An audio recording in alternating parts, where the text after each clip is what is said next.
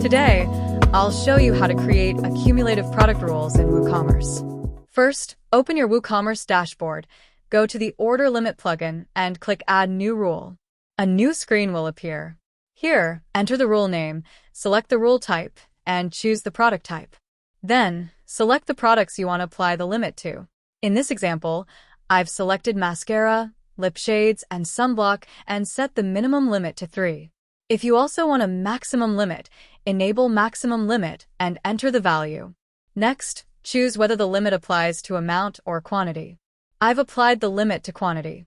Under More Options, check the Accumulative option, then publish the rule.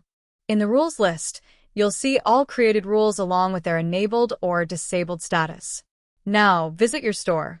Add just 1 unit of lip shades to the cart, and you'll see an error message. The total quantity of the following products must be greater than 3 and less than 5. Mascara, lip shades, sunblock. This message appears on the shop page, cart page, and checkout page. When you update the cart quantity to meet the rule requirements, the error disappears. You can then proceed to checkout and place your order successfully. Thank you for watching.